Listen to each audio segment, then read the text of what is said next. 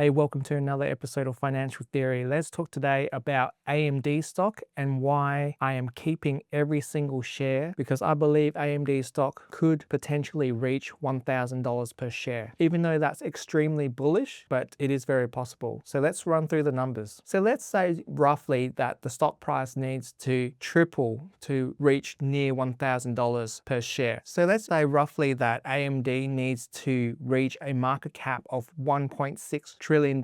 So AMD's 2025 revenue was only $34.6 billion with a non-GAAP EPS of 4.17. So to reach $1,000 per share, AMD stock would need to be trading with a PE of about 40 to 50 times earnings. And AMD would need a non-GAAP EPS of about $20 to $25. So that's a 5-6 time increase from today's level. At today's level, AMD's revenue is $34.6 billion. So that needs to increase to 80 to 100 billion by 2030. So essentially, AMD needs to triple their revenue to get to that $1,000 per share mark. So this would mean that AMD would need a 25 to 30% compounded annual revenue growth. And this needs to be sustained for 4 to 5 years, which is going to be quite tough. But it's not impossible given that they did grow by 34% in 2025. The data center is where AMD makes the bulk of its money. So AMD's data segment revenue in 2025 is 16.6 billion. That needs to triple to roughly 50 to 60 billion. And not only that, they need to improve their margins as well. Compared to Nvidia, AMD has pretty poor profit margins. They need to improve their operating margins to above 30%. Currently, it's stuck in the mid-teens due to heavy research and development spending. So there are 8 key factors that I believe are very vital for AMD to get to that $1,000 per share mark. So number one is that AMD needs to crack Nvidia's software moat, CUDA. So Nvidia's biggest moat is not their hardware, but it's actually their software, CUDA, because most developers use CUDA as the standard to actually write their GPU codes. So that becomes a huge problem when you try to replace Nvidia. If you try to use an AMD chip, it's never going to run as quickly and it's never going to give you as much efficiency as if you use its native GPUs, native to Nvidia. AMD's ROCm software needs to reach functional parity with CUDA. That's going to be very, very difficult to achieve. So this means that AMD has to invest heavily in developer tools, libraries, and making ROCm software adoption frictionless. Without this, the hyperscalers will always revert back to Nvidia. So this is a massive problem, the major problem that AMD need to address. Okay, the second factor is that AMD needs to win a meaningful hyperscaler GPU share, taking some of that away from Nvidia. AMD is already benefiting a lot from AI demand extending the CPU cycle, but it needs to go further in GPUs. So Google, Amazon, Meta, and Microsoft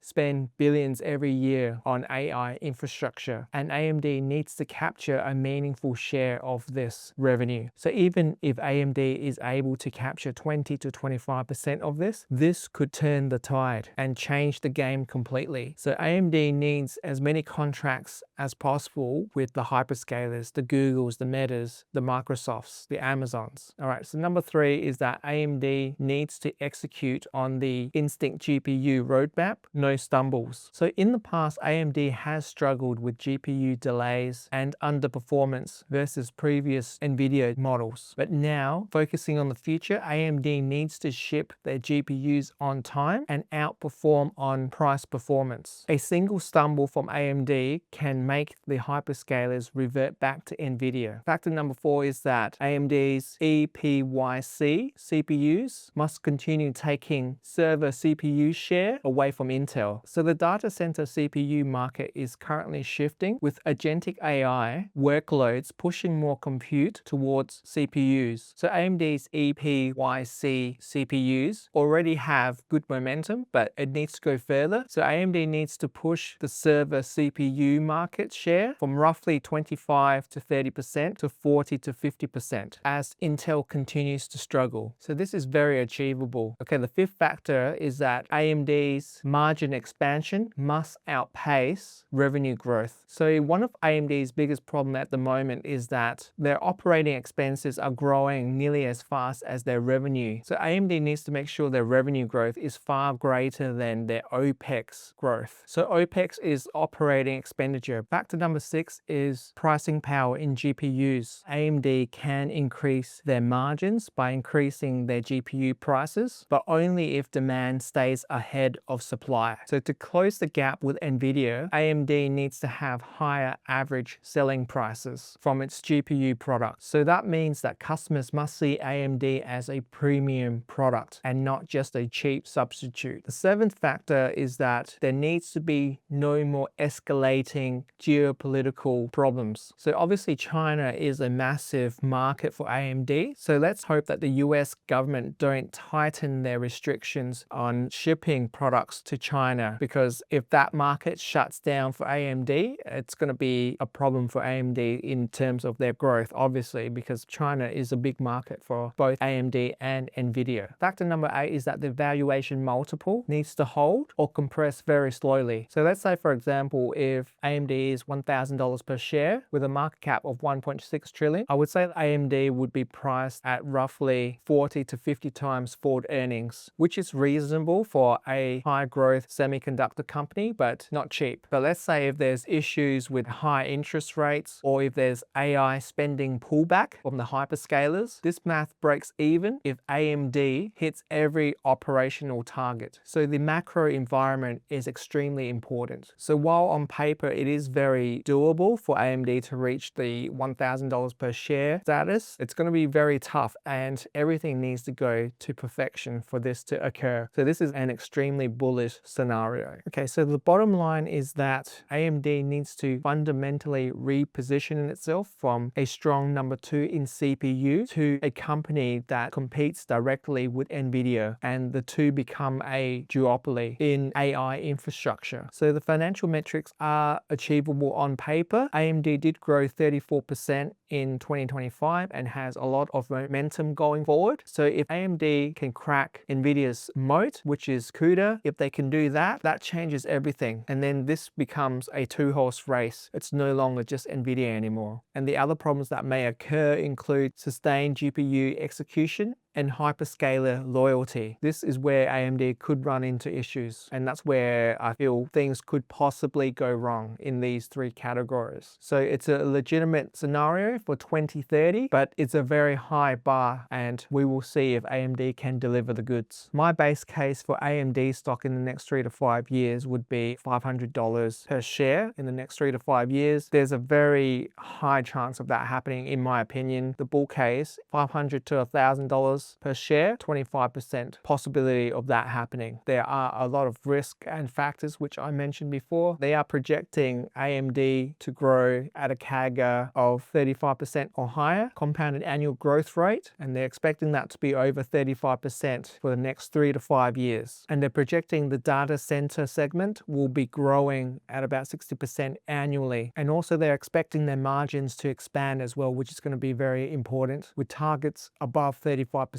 So those are my arguments for AMD stock and why I believe that AMD stock is going to be absolutely massive in the next 3 to 5 years in terms of their growth. And that's why I'm not selling a single share. And here's another mistake that a lot of people make is when they see that a stock has run up in price, they refuse to add more to a winning position. If you know that with 95% certainty that a stock is going to skyrocket in the next few years, why wouldn't you want to buy more of it? That's how you're going to make major money. Ideally, I would wait for AMD stock to have a meaningful pullback, and then I would be buying more AMD shares. The next 3 to 5 years is going to be absolutely massive. So for me personally, the Helios rack is going to be a big game changer for AMD, because in the past, AMD has kind of relied on coming up with a new, better, faster chip than Nvidia. But every time they tried that, it always fails. So now AMD is changing their strategy. They're not trying to compete with Nvidia with faster chips. They're trying to compete with the whole system, the whole rack. And that's going to be a big game changer. With the Helios rack, AMD's shipping a full system that can actually beat Nvidia's system in some areas, like on memory, power efficiency, and lower cost, while using open standards that prevent Nvidia style lock-ins. AMD is changing their strategy, and they're attacking parts of Nvidia's moat that are are hardest to defend. So the Helios AI rack that's due for release in the second half of 2026, keep an eye out for that one because I feel that's going to be a big game changer for AMD. Yeah, I'm definitely not selling any shares to take profits because this stock is going to be absolutely massive in the next 3 to 5 years. Very exciting times for AMD shareholders. Oh, I hope you guys enjoyed this video. If you enjoyed this video, give it a thumbs up, like, comment, share, all that sort of stuff. I'll catch you guys in the next video. See ya.